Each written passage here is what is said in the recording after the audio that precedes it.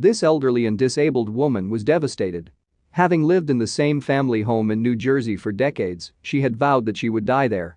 But state property taxes had massively increased, and she simply didn't have the money to hold onto her home. All looked bleak until an online community stepped in to help. Neighbors saved a disabled old woman from being evicted from her longtime New Jersey home.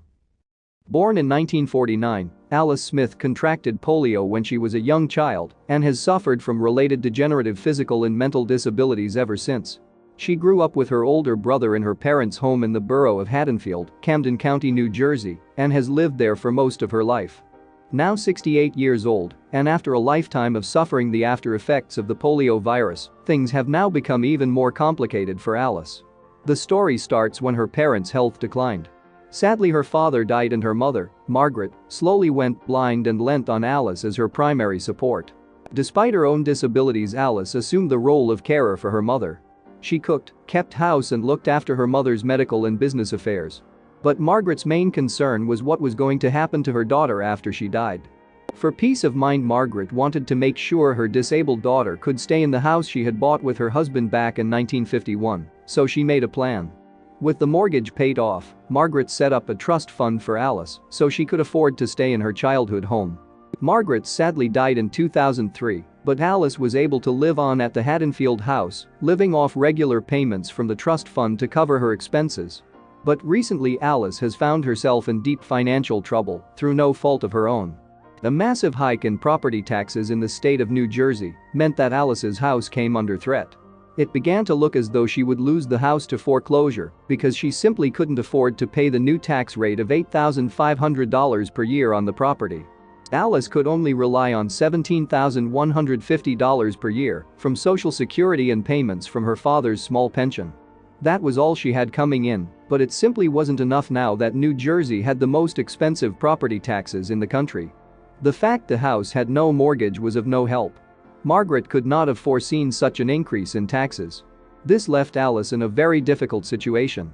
Were the authorities really going to evict an elderly disabled woman from her own home? For a proud, independent-minded woman whose strongest desire was to see out her days in her family home, this was potentially catastrophic. She had always had a very optimistic outlook on life, but things were looking grim. It was down to her older brother, Jack, to try and help Alice. Having had no luck appealing to the mayor of Haddonfield and the state governor, he cooked up a plan of his own. He set out to get Alice a reverse mortgage. This would stop Alice's home being foreclosed, but before the lender could approve the move, the house needed repair work to meet policy requirements.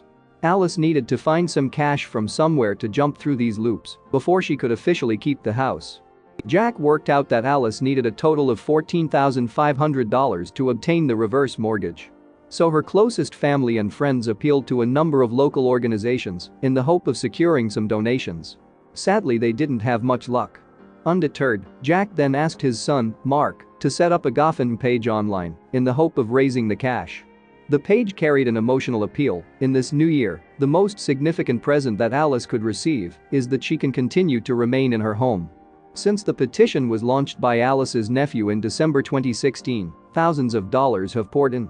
By July 2017, the total reached a whopping $16,260, comfortably more than the family had originally hoped for to secure the reverse mortgage. Mark told Fox News that he was absolutely amazed and very encouraged by the generosity of everyone who donated. "You just put out there that there's somebody in need and how quickly people responded," he continued. "I've been here nearly all my life," Alice told New Jersey local news website Courier Post. "I love everything about the house. I love my neighbors. This house means everything to me. I want to live here for the rest of my life until the day I die. And now, thanks to the generosity of family, friends and total strangers, it looks like she will be able to." It's a fantastic result for the Smith family, but that doesn't stop them worrying about other vulnerable people who may also be caught out by tax increases. "There's other people out there who may not have the support network that Alice has," Mark told Fox News. He has expressed disgust at the way New Jersey lawmakers have indiscriminately imposed these tax rises on people. The state is failing in its fundamental obligation to protect the most vulnerable and defenseless, the fully disabled and elderly. It seems Alice may enjoy a happy ending, but it might not be the same story for everyone. Let's hope that the people at the top take notice of Alice's tale, heed the calls for change, and do something to protect New Jersey's most vulnerable people. Thanks for watching, and don't forget to like and subscribe.